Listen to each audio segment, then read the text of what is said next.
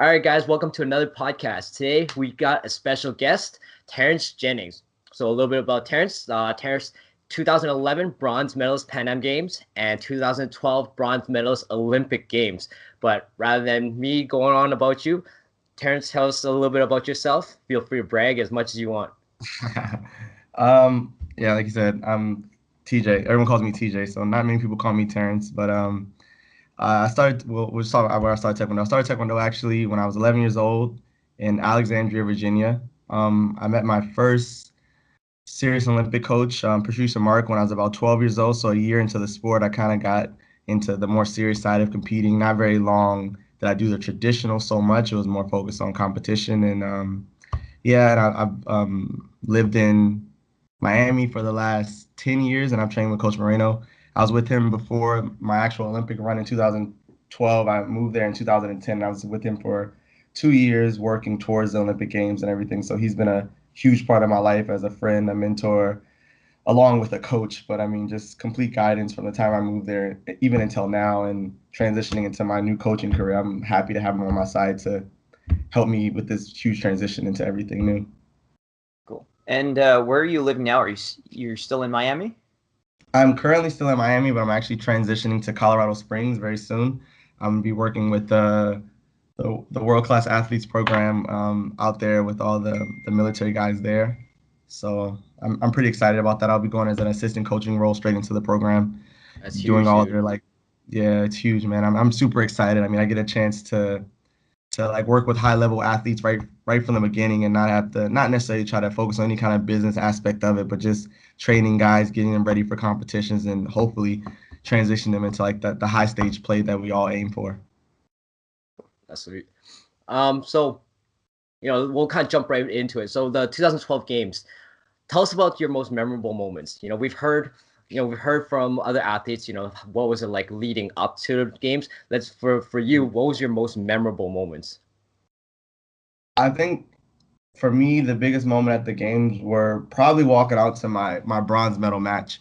I mean, as everyone knows, I actually dropped my first match to the eventual gold medalist Servette, and then being back at the hotel all day, kind of waiting to see because he had to make it to the finals for me to be able to fight again.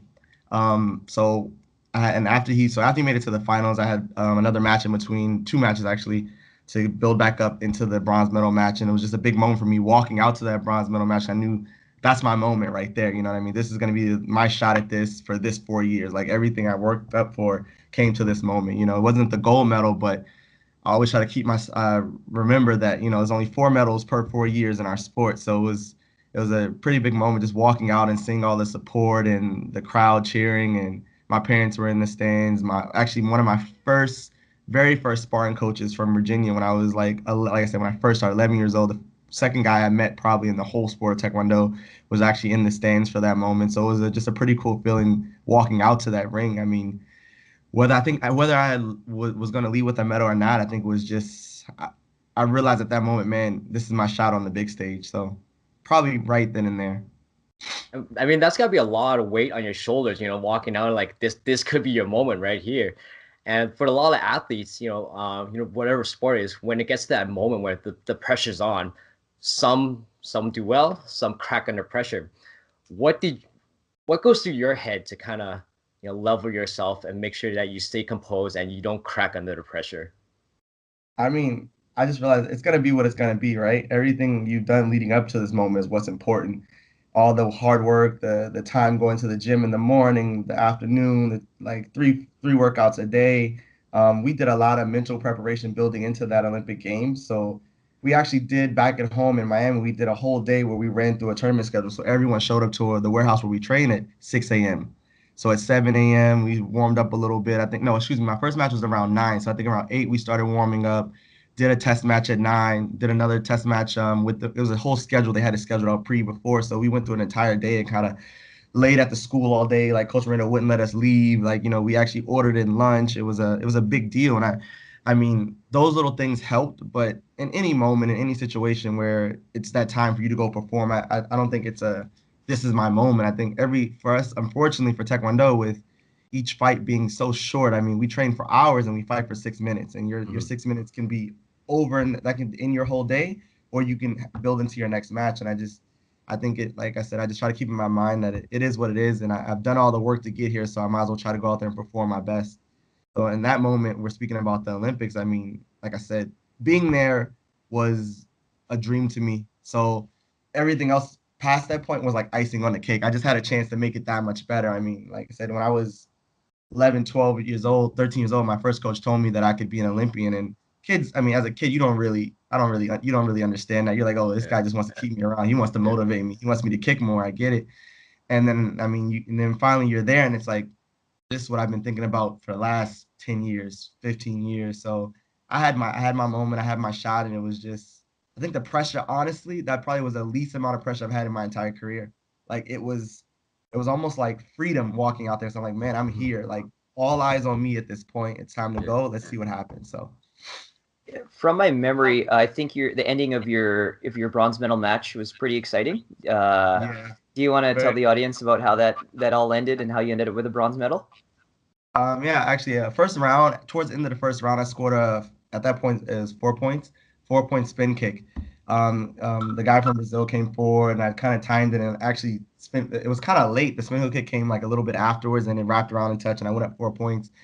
And I mean, that was when it got kind of serious. Like, oh shoot, I'm in this. I'm up by 4. Like we managed the second round pretty well. I took my shots here and there. Nothing went up. Same thing for him. Nothing went up. And then the last round, I mean, like any true champion, anybody in our sport, here he comes rallying back. It's like 1 point, another point. I get a Gamjan, and all I look at the score, and I'm like, man, it's 5-5. Like, how did I get here?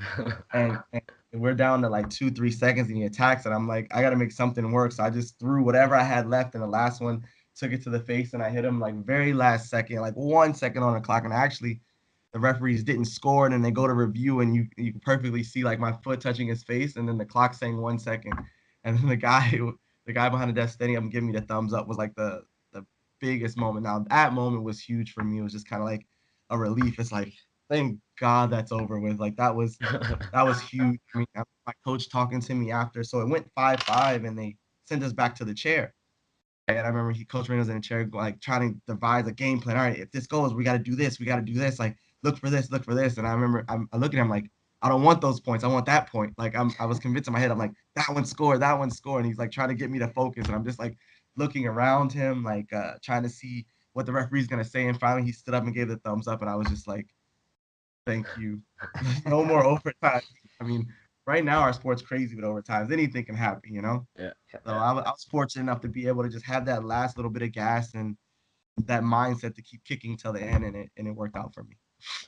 And then, so 2012 wasn't the end of your career. You kept on going for a couple more years after that, and just recently you've announced your retirement.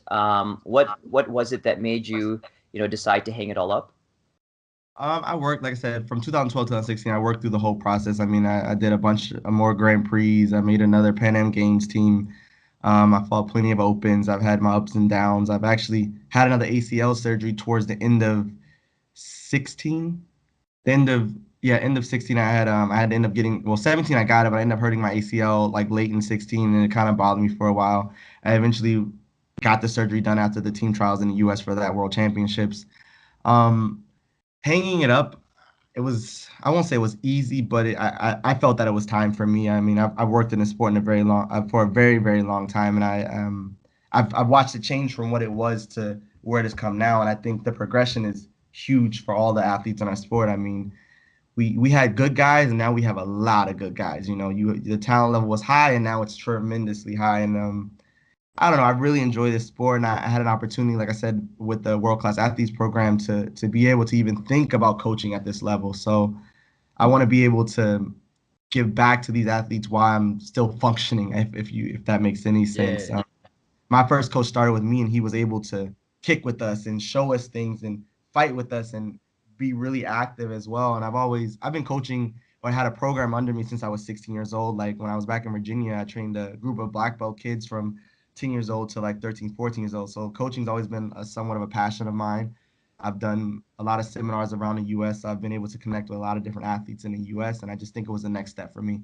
I never saw myself walking away from this sport and being completely done and not giving anything back. So I'm tremendously grateful and very excited to start this next process in my career. I mean, I still have that little competitive edge. I still see the matches here and watch these guys fight, but I think you gotta have a raw, undeniable want for what's next, and you got to be willing to do the things that's going to get you there. And it just got to the point for me that, in my vision, if I wanted to make a serious run for the 2020 Olympics, it was gonna be a push, and I was gonna have to move myself around and do a lot of, again, I say things that were gonna help me lead up to that, and that was still I'm hitting a home run that day if it works out that way, you know.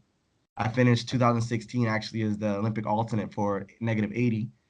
They didn't take -68 for the Olympics the past time. They took +80 and -80. So I moved up and ended up second in that Olympic trials. So I mean, I took my shots. I stuck around for a little bit afterwards to see if I could like get my way in. And a couple injuries here and there, my body not recovering the way I think it should be and where it needs to be recovering to be successful in this sport right now.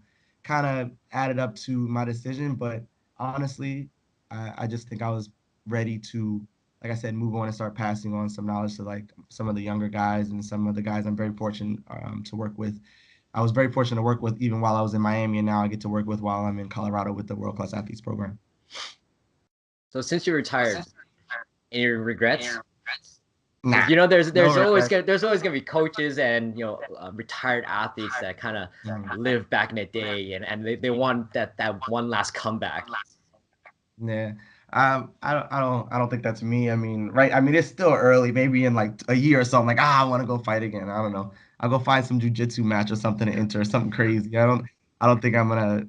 Taekwondo means too much to me to do it in any other way besides at the top. You know, Mhm. to be completely ready for it, to train and like be in a mindset where I can go and compete. And I just I have zero regrets. I'm actually, like I said, looking forward to this next step. I mean, I think it's a whole nother level as opposed to worrying about one person. Now I have currently, we're going to have like anywhere between 12 and 15 athletes starting off. Right now I have like 5 or 6. And I mean, it's a different game being able to sit back and you're not just managing yourself anymore. Now you're managing 6 different people. Now you're managing this person's personality and this person's personality along with their abilities and how they change and work throughout the day. And I don't know, it's an interesting concept to me. I think, and I'm enjoying it so far. I can just watch the up. We have ups, we have downs, and I don't know. I find it intriguing to be able to work with so many different athletes and with, like I said, different abilities and their plus and their minuses. So I'm excited. No regrets. Only looking forward to the future. So.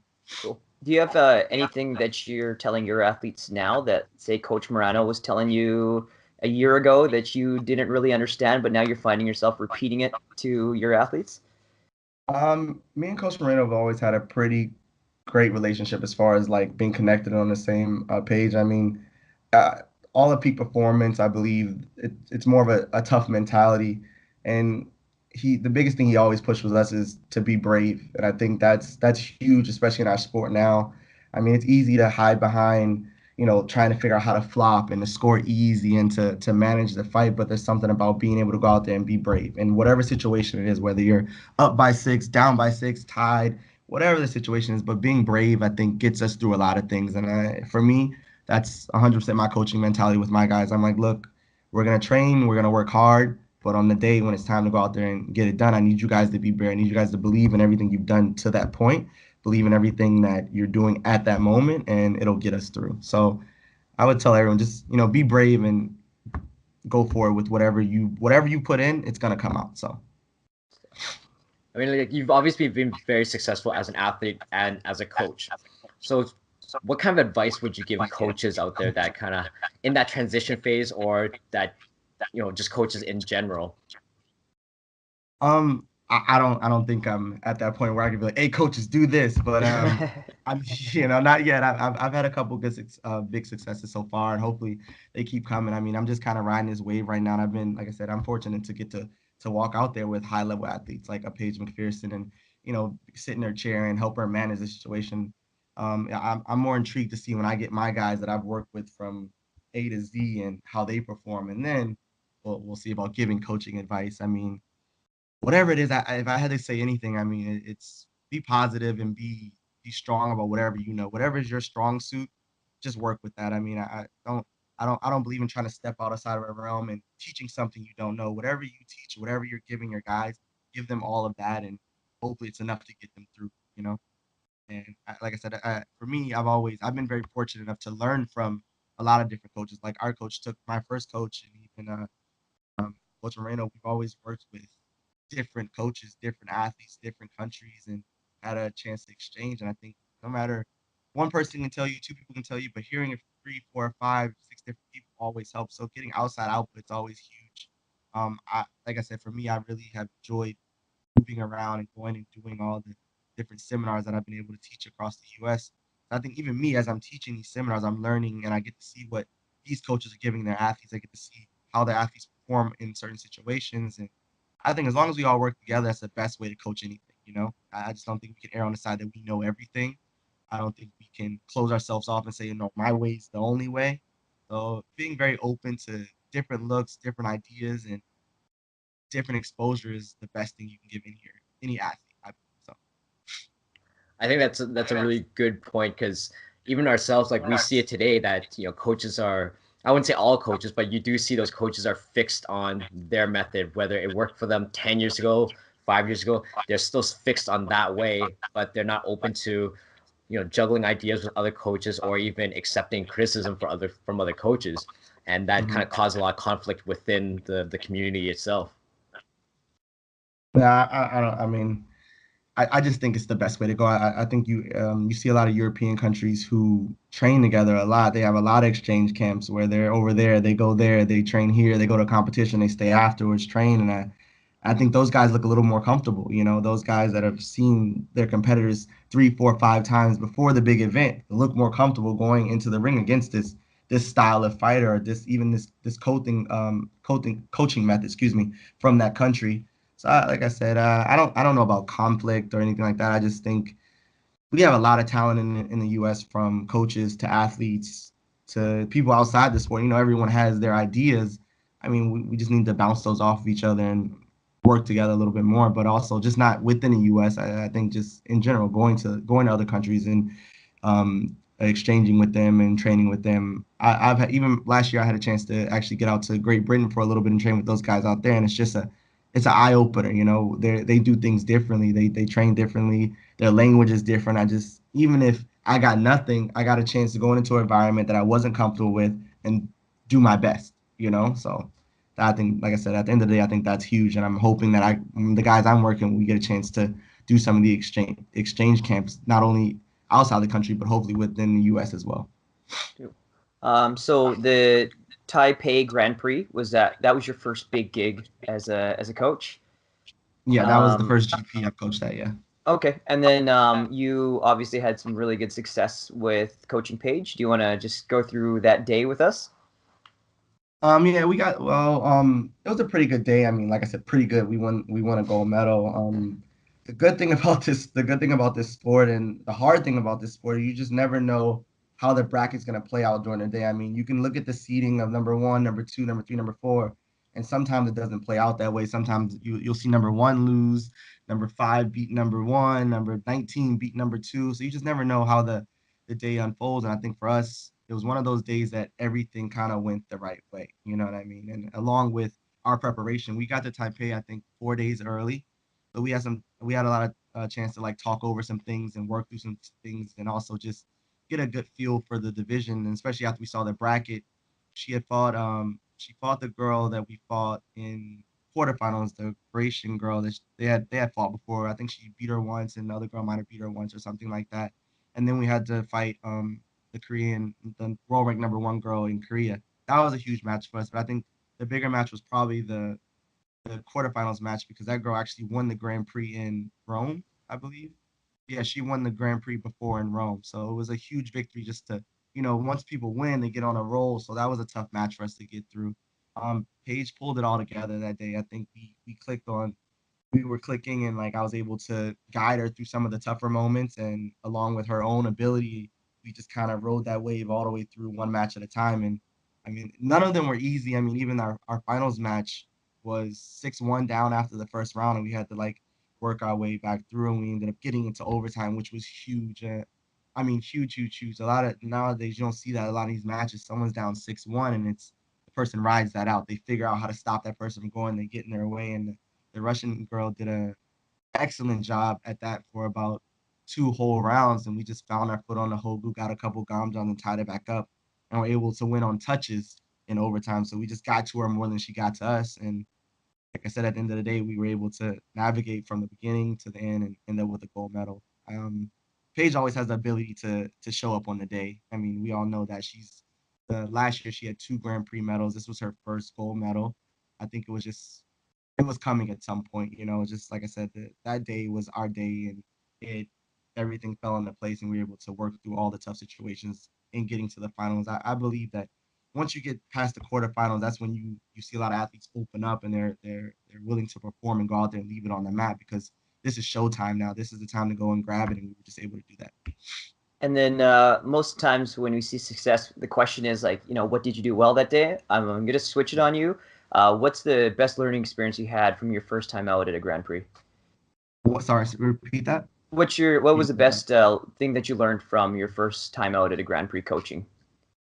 I would say that each athlete, and well, I was working with Paige, that people change from match to match, and getting them to readjust and get ready for that next match was, I think, my biggest learning curve. We had our first match, which was okay, nothing special came from that girl, but to get her to use that match to build into the next match is huge, and to use that match to build into the next match. So constantly trying to put out corrections at the same time, giving positive feedback and telling her, okay, we did this well. Let's air. Let's keep this going. Let's work this and make sure we bring this into the next match, as opposed to letting there be any drop off through the day where we get so excited that, man, we won that quarterfinals match, and then we go out there and we drop our semifinals match just because we weren't refocused for it.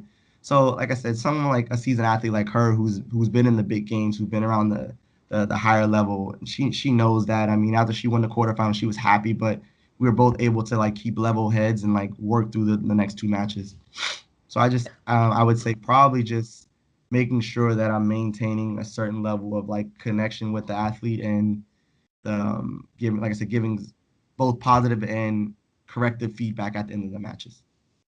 So you mentioned that in the finals that at first you guys were down 6-1, right? In the finals, yes. Yeah. So a lot of athletes, they tend to kind of crumble under that pressure. Once the gap starts getting bigger and bigger, it's kind of game over for them. What kind of strategies do you use, or to prepare athletes to kind of push past that and rise above? Well, I mean, for us now, 6-1 is really a headshot and a Gamjan away. Yeah. It's not too much of a gap.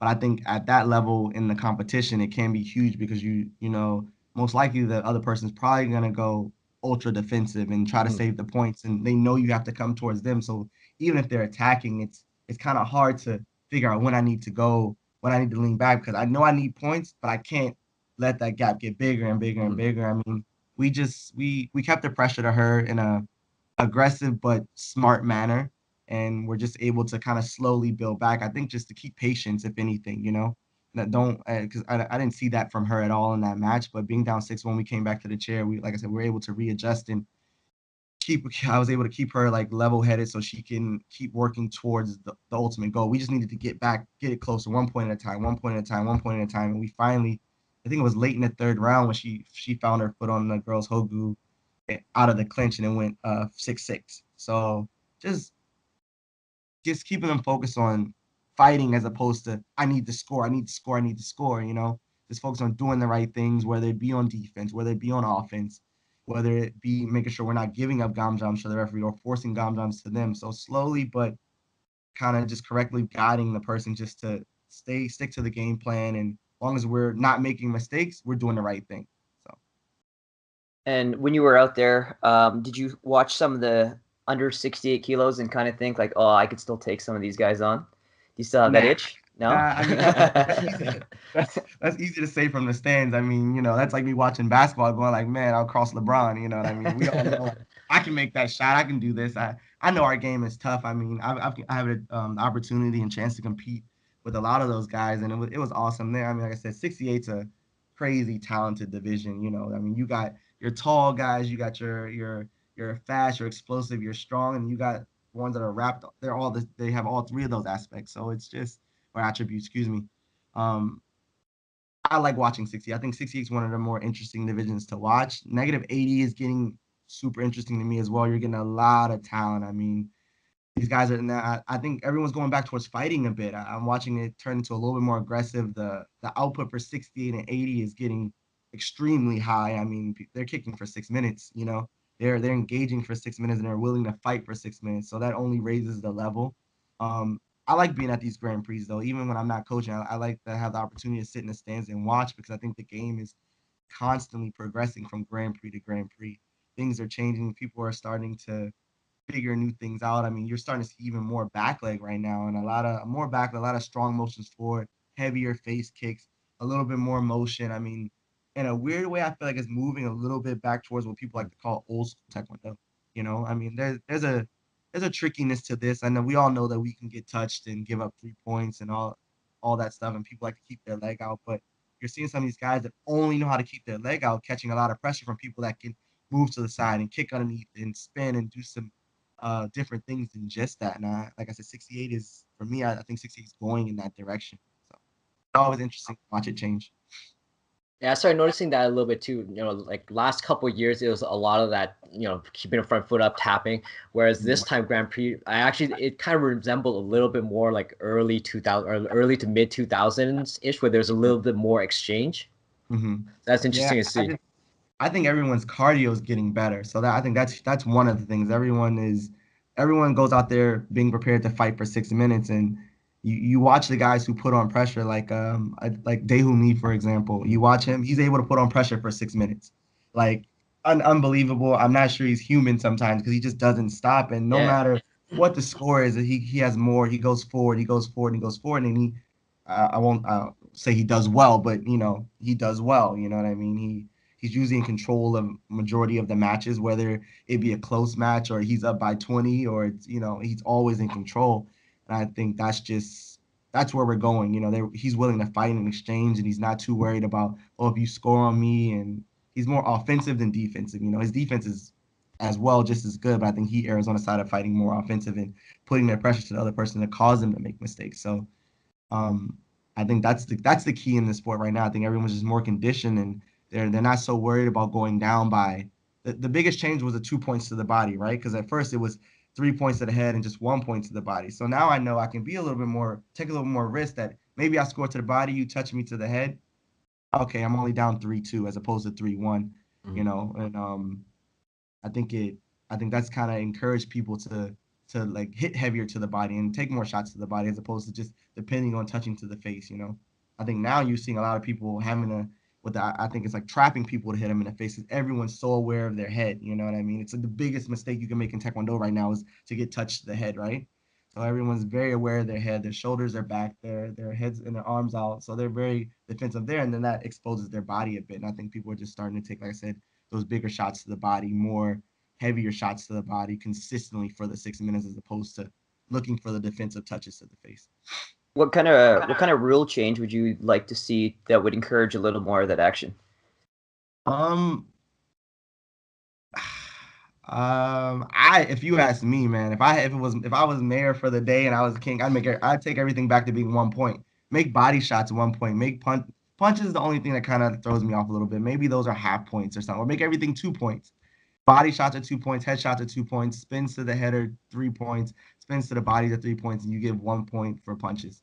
So now it's just about who's gonna be smarter, right? It's not like there's no advantage of me kicking high per se, like it used to be. You kicked someone in the face before because you could, because it was the open area, because their hands were down, not because I could score more points from doing that. So I think it kind of put people in a more of a fighting mood, and it allowed everyone to be a little bit more creative. Because now I'm really paying attention to where your hands aren't and what's open, what's exposed, what can I go and expose, as opposed to all right, I can catch up or I can go ahead just by getting these little touches over the shoulder here. So Um, I'd make everything 2 points and punches 1 point.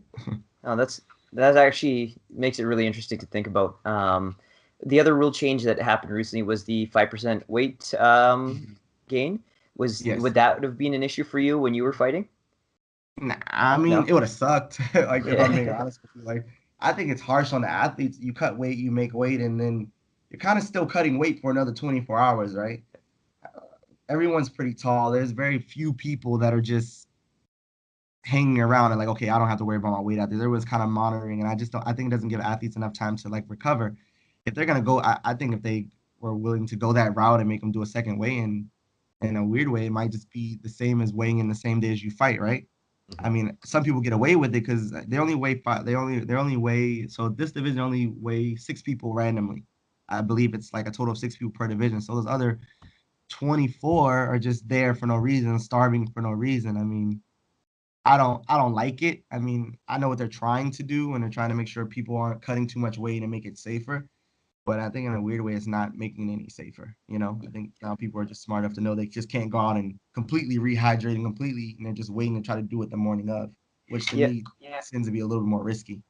yeah, I think that would probably be more fair of a rule if there was more than just the four Olympic weight divisions. With only four divisions that jump from, division say -80 to +80, that's huge. That's really like Mhm. from -80 to +100. So Yeah, if there yeah, was for sure. more divisions, I think maybe this 5% rule would be a little more fair, or Mhm. realistic, really. So Yeah, I mean they're doing. I mean, realistically, they're doing it. So I mean, athletes are figuring it out. Maybe it's causing them to diet better. I mean, it could be having a positive effect as well. I don't have to do it. I mean, I wouldn't want to do it. It's just something else that the coaches and athletes have to think about. And like everything in Taekwondo, anytime they change anything, people figure it out. You know, and whether they're figuring it out in a positive way or a negative way, I don't know. But it's just something you got to keep in mind. So how much weight do you typically cut when you were competing? Normally 8 to 10 pounds. I wasn't super heavy. A couple weeks out, I was only like 6 pounds over, 6 or 7, between 6 and 8 pounds, and then majority I cut like 5 to 7 pounds of water weight the week of, and then just kind of rehydrate and put it back in. That's for me. I would have to readjust that as far as this 5% because once I started drinking, I was up 6 pounds. You know, there was no going back to the sauna or kicking out again. It just would be that would be a little rough for me. You know, so not too much weight, but doing it this way, I think I would have to diet a little bit longer building into the competition just so I didn't go up 6 pounds just from putting the water weight back in my body. Because now it's hard to cut water weight and stay low because if you cut all that water, the objective is to put it right back into your body as fast as possible. So now I'm waiting a whole nother whatever 18 hours until after that second random weigh-in to try to put everything back in my body, and it takes some time to adjust. So I probably would have had to start dieting completely different if I was doing the 5%. So you think athletes and coaches are focusing more on body composition as opposed to water manipulation as far as weight management goes, Sorry, so what was the second part? Body composition or what? or water manipulation? Oh, I have no clue. I mean, like I said, water it gets a little hard, you know. Now, and like I said, you cut 5 pounds of water weight. As soon as you put it back in your body, you're gonna gain 5 pounds. Yeah. You know, it's just how your body works. I think they're probably dieting better. I mean, you'll see some of the 58 guys that were having maybe a couple weight issues in the beginning. Now they're walking around. They look pretty skinny. They look pretty fit, and I don't see them as dead or cutting as much weight as they would do before. You know, I think now you see the holding area here. Before you would see everyone in these huge jackets like cutting weight consistently. And I just think athletes are maybe like I said, this could be a positive change. They're coming more prepared where, okay, I'm close to my weight. I know I need to work out a little bit to get there. And then they do the 5% thing and they rehydrate. So it looks like it's having a positive effect. I just know in certain situations at other opens and things like that, maybe it's not working out that way, you know. So I guess it's forcing you if you do the like anything, you do the right things, it works out. If you don't, you have it the harder way. So Yeah, I think there's definitely gonna be people that still do the the sauna and the dehydration stuff, but rather than because of the 5% rule, now they're having to kind of prolong that dehydration process. yeah, and that's what I said. That would be the bad side of Yeah, it, right? exactly. If we look at it that way, it's like, man, you don't really want someone dehydrated for that long because you know, health issues and even just injury prone. You start to get Mhm. your hamstrings are tight, your hamstrings aren't strong, so then you might mess up something in your knee or your ankle. But maybe they're taking a longer period of time and they're cutting weight and they're eating the right way throughout the Mhm. whole thing. You know what I mean? So you look at it that way, maybe they're doing that. And I think when I see some of the countries here, like I said, I see their guys look a little bit more fit. You know, they don't look like they're as stressed out or as dehydrated anymore. They look a little bit more fresh and ready to go. So maybe it helped with the diet. You know, I don't think it took anyone out of the division or at first people were saying like, oh, some of these tall guys will have to get out of the division because they won't be able to do the 5%. Or they could just diet better and they'll still do the same division. And in a weird way, it'll make them healthier and stronger. So it could be like I said, it could be positive, it could be negative. But I think if you're doing the right things, then it's probably a positive change right now. So, one thing the viewers probably don't know is that you're in Manchester right now, ready to coach for another Grand Prix. Who are you Yes. coaching this time?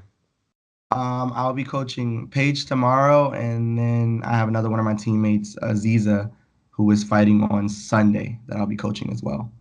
Stuff. Yeah. Well, best of luck to you guys. Thank you. I appreciate that. Yeah. Anything else you want to add, Alfred? So kind of on the final note, what would you teach, like knowing what you know now, what would Mhm. you tell yourself 10 years ago, the you 10 years ago? Like, what would you do differently 10 years ago, knowing what you know now? Um, 10 years ago, man, you just took me like a little far back. I'm getting old, man. 10 years ago, I mean, I think I would probably try to tell myself that it's a long road. No matter whether you're successful or you're having your bad times, there's no one time that defines where you're gonna be the next day, or where you're gonna be in a year, or where you're gonna be in 2 years. So I just trying to keep a more. I think our younger guys and some of our younger players in the game, they get really hard on themselves really early, or they have such high expectations and high hopes that when it doesn't work their way, they put so much pressure on themselves. They tend to put themselves down, and I was probably one of those. I was never, to me, sometimes I erred on side, nothing was ever good enough. Like, it's like, I got to do more. I want to do more. And in training, it helped me because I would leave training, like, I had a good training, but I think I could have done a little bit more. I think I could have gave a little bit more. But at the same time, I think sometimes with competitions, you lose, you're like, I wanted that win. I wanted that win. And you put a little pressure on yourself, but sometimes maybe it goes too far. I think I would just remind myself that no one day, no 1 year, no 2 years defines where you could end up at the end of your career or wherever you, like I said, from when I started to an Olympic Games or when I started to a Pan Am Games, you just, you never know. I had a lot of, from 2004 to about, I didn't officially make my first world championship team until 2010. And I was fighting seniors since 2003, 2004. So that's a long time to be. And I was always second. I was never like third or fourth or fifth down, but I was always second. And I know that sounds like, oh, you're in the mix, but that's a hard place to be too for that long, second, second, and not being the guy to be able to go represent the US and fight at the World Championships and getting a shot at the big game. So I'd probably just remind myself or tell my younger self, hey, just sometimes you got to pat yourself on the back and keep it moving. Just know that the work you put in is almost just as good as any victory as you're gonna ever have. So probably that. I think that's a huge takeaway. Even in like, because I coach a lot of powerlifters as well, and you see it Mhm. all the time. You know, like after one training session, the most common comments I get is like, "Oh, that today's training session sucked. I did so terrible." I'm like, "Well, it's one day. You can't be Yeah, expected to perform at your top every single day, especially leading up to the competition before you begin to taper. You're gonna be probably the most beat up then." right. Absolutely. I mean, I guess if you look at it another way too, I would just say that's the best place you can be is a place where you're still hungry, or a place where you still like, and in the back of your head you're going, oh, I can make improvements, I can fix this, I can change this, I can get better. It's a little bit as fun as it is and as great as it is to be at the top. It's hard sometimes because now you're looking at it like, now what I just did got me to where I wanted to go. It made me who I am right now, and sometimes it's hard to readjust, right? You do something that worked and it's clicking, and all of a sudden it just doesn't work. And now you're trying to revert back and go, okay, what can I change? What can I change? But if you can keep yourself, whether you're losing for Taekwondo, if you're losing your first match or you're winning 5 matches in one day, I think you keep yourself in a spot where you're like, all right, this is what's next. Or it was good, but I could do this better. It was good, but I could change this. It was good, but I can keep working towards this. More of a positive take on when you leave a training than negative. I mean, I'm always excited. If I have a bad training, we fight on a Tuesday or Thursday back in Miami. I'm like, man, I missed these shots. I didn't do this. I know that Thursday I get a chance to do it again. I get Thursday now I'm going in with a refreshed mindset and like energy, like, all right, this isn't gonna happen today. So I mean, that was probably the best years of the the training you can get is when you're constantly have something to fix, as Mhm. opposed to thinking that everything's clicking on the right levels and then something going wrong. I think we keep ourselves in that competitive mindset. It's better for us. And and like I said, just take a more positive change on it. You know, oh man, today was a little rough. I didn't get what I wanted to do done in training. My, like you saying, your power lifters, I didn't get under my lifts as I wanted to. Well, guess what? Tomorrow's a new day, and you can go back and do it again. And now you can focus just on that. So Totally. yeah. Oh, that kind of wraps up today's podcast. So where can people get a hold of you? Where can people follow you on social media, or if they need to reach out to you, where's the best place that they can contact you? My Instagram is from bronze to gold. I don't know. I can send that over to you guys. Maybe you can like flash it or whatever For like sure. that, Yeah, so for people sure. know. I usually try to post like I said, my results from right now. Well, it was my competition results and kind of some of the stuff I do daily, but now it's more like the coaching stuff and where I am and who are my athletes and everything we're working with now. So from bronze to gold on Instagram, and of course my Facebook is just my name. So yeah, head over there and you'll be able to follow me and see what I'm up to. Cool. Well, thanks for your time, TJ. We really had a great chat, and yeah, we look forward to having you on future episodes. Sounds good, man. Thank you guys. I really appreciate it.